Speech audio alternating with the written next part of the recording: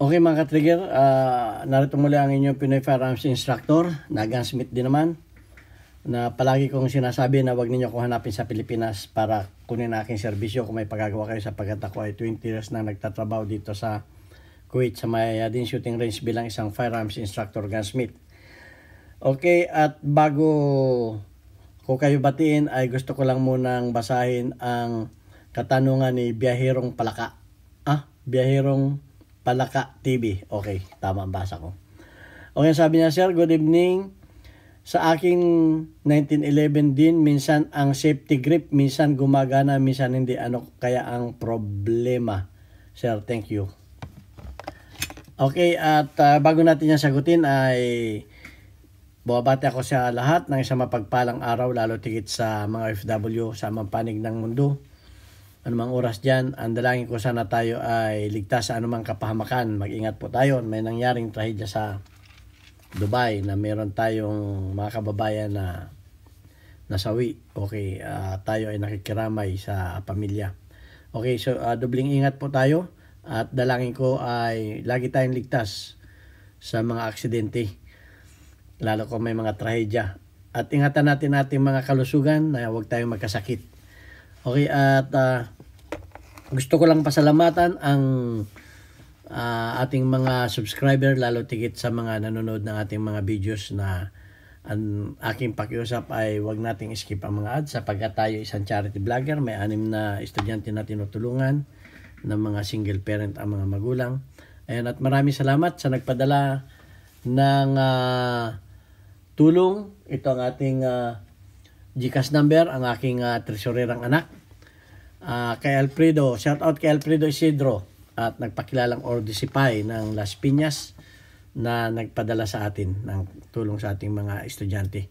Okay, at ganyan din sa ating kaibigan, nakilala natin dito, shout out si Architect Arnel Salvador, na siyang nag-abot ng personal sa atin para sa ating mga estudyante. At yung mga nagpadala na hindi nagpakilala, please magpakilala kayo. At hindi ko kayo pagsasawang pasalamatan. Every vlog natin pasasalamatan ko at isa-shoutout ko ang inyong mga pangalan. Okay, hindi tayo tumitingin sa laki ng halaga. Okay, at yan ang ating bibigyan ng pansin ngayon ay si Biyaherong Palaka TV. Okay, ang sabi niya yung kanyang safety grip, minsan gumagana, minsan hindi. Hindi ko alam kung nagsisafety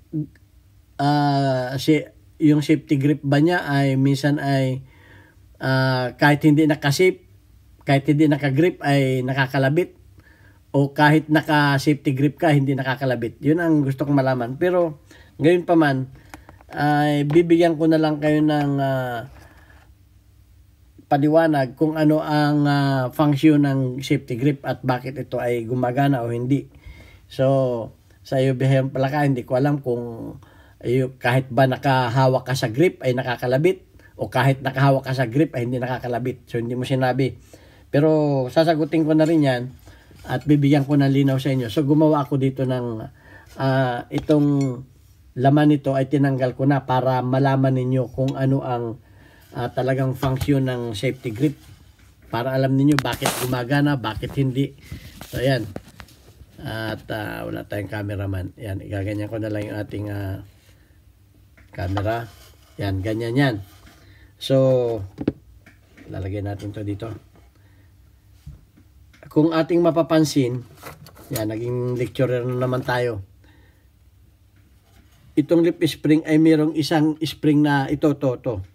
Yan, itong spring na ito ay yung dalawa naka-forward at ito naman ay naka-backward. Ito yung, kaya mayroong itong kaya ito ay itinutulak niya pa atras. Okay, kaya yan ay lumalaro gawa nitong spring na ito. Ngayon, pagka itong spring na ito ay naputol o di kaya ay nangalay na, ito ay, halimbawa ito ay hindi binali ninyo ng pa-forward, yan, ito ay kakalog-kalog ito. Kakalog-kalog. At minsan yan, pag wala ito, pag yan ay nakaganyan, ay madi-disengage siya dito sa ating Dahil itong safety grip nito ay itinutulak niya itong magazine ring. para pag kinalabit ninyo ay ito ay hindi umatras. Ngayon, pagka itong spring na to ay malalay o di kaya ay naputol o binali ninyo paabante, so hindi ito gagana. Ang mangyayari dyan, minsan ito ay nakaganyan. So, yun ang hindi ko malaman. Ngayon, kasi pag nakaganyan yan ay makakalabit ninyo yan kung ang spring yan ay malalay, hindi niya ito tinutulak kasi nga, hindi na ito magpapangsyon yan. So, minsan yan, nakaganyan. So, kahit hindi ninyo ito idiin, makakalabit ninyo yan. Makakalabit ninyo. Okay? Pero pag yan ay nakaganyan, yung spring ay gumagana, hindi ninyo siya makakalabit. Hindi ninyo siya makakalabit. Hindi ninyo siya makakalabit.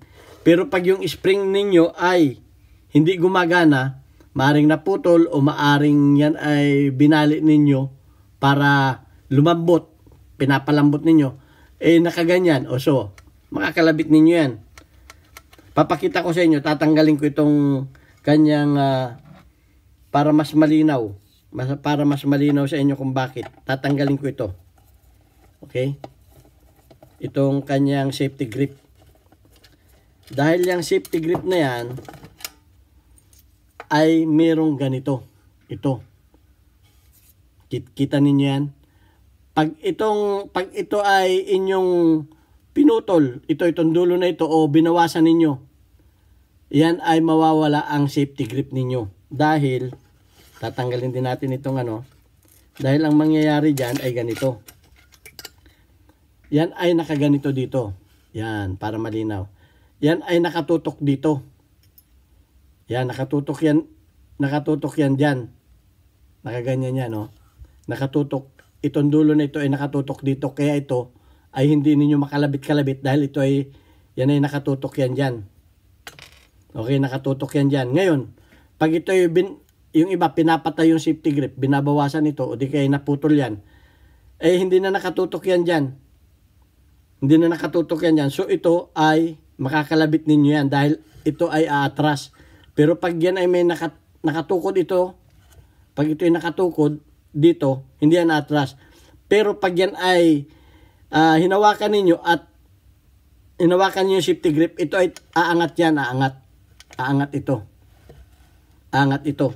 At yan ay dito tatama. Dito na tatama yan. Hindi na dito tatama kasi nga umangat na yan. Kasi nakaganyan yan yan. Papakita ko sa inyo malinaw Pag hinawakan ninyo yung grip, aangat yan. Aangat. So natural yan. Dito na tatama yan. Makakalabit na ninyo. Pero pag hindi ninyo inawakan yung grip, dahil itinulak siya dito ng spring, babalik yan na paganon. So ganyan na ang forma niyan. Ganyan na. Yan.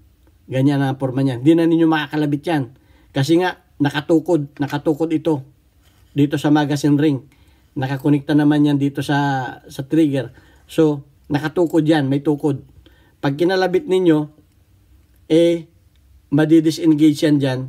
Aangat ito. At ganyan ang mangyayari niya. Magkakamero na yan. Dito na yan tatama. So, pagka ito pinutol ninyo, itong dulo na ito, pinutol ninyo itong dulo na ito. Yung iba, pinapatay, tinatanggal yung safety grip.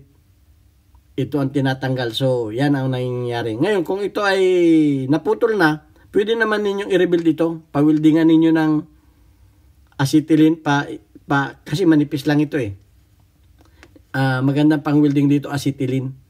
Okay, ang tutok ng acetylene ay wag pa ganun para hindi mabaga to. Ang tutok ng apoy ay palabas para hindi mabaga. So, anuin lang ninyo at ipipiting ninyo. Lalagyan ninyo ng ganyan. Ito. Yan, tatapat ko dito ito. Yan, ganyan ang ano niyan. May parang hagdanan, di ba? Ito, may parang hagdanan siya. Ito. Yan ito. Yan, nakaganyan siya. Okay, sana may natutunan kayo.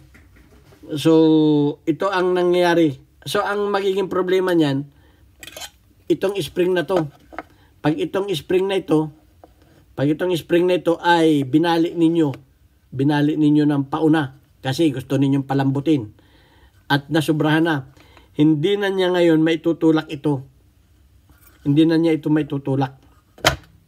So, ang nangyari niyan, kahit hindi kayo nakahawak sa safety grip dahil nga wala ng spring na magtutulak dito, minsan yan, makakalabit ninyo minsan.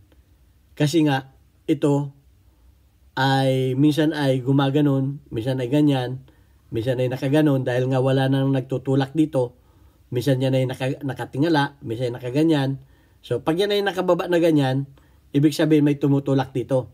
Pag wala nang spring, yun, minsan ay hindi gagana yung kanya safety grip. Nawawala yung ano niya dito. Yung control niya dito, nawawala yung control dahil nga yung gawa ng itong spring na to. Ito, lip spring. So, tatlo yan eh. Oh. Ito yung sa safety grip, ito yung sa disconnector, at ito naman yung sa trigger pull. Doon sa sear, itong mahaba ay sa sear, itong sa gitna ay sa disconnector, ito ay sa safety grip. Ayan o, sana may natutunan kayo ngayon sa akin, sa maiksi natin videos na to.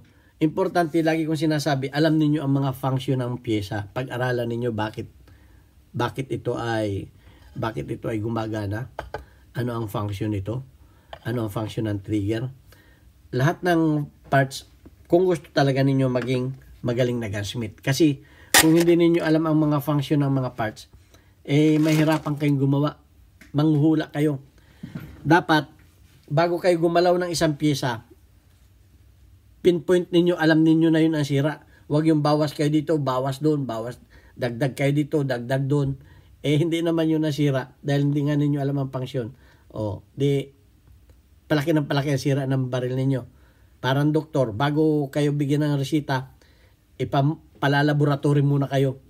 Aalamin doon sa laboratory kung ang dugo ninyo ay may mga infection o sa ano man yan. Ganon. Alam ninyo kung ano yung ginagalaw ninyo at bakit ninyo ginagalaw yun. Hindi yung, baka ito, baka yan. Nanguhula kayo. So, lalong masisira ang inyong firearms. So, mabuti naman yung nagtatanong kayo sa akin. At sasagutin natin yan sa maliit na kaalaman. So, kung napansin niyo na kulang yung aking sagot, may iba pa kayong kaalaman, basta nasa topic lang. Ayaw ko lang yung magko-comment kayo wala sa topic. At saka kung magko-comment kayo, panoorin ninyo. Huwag kayo mag-comment nang hindi niyo pinapanood. Kasi yung iba binasa yung title, magko-comment ka kaagad. Alam ko kung kayo ay nanood ng video. Kasi yung comment ninyo, isagot ko na eh. Alam ko may alam kayo. Yung iba may alam. Binasa yung comment. Bakit ganun? Magko-comment na. Yun din ang sagot ko. So, nahalatang hindi kayo nanood ng videos. Okay. Pero salamat pa rin sa inyo at nagko-comment kayo.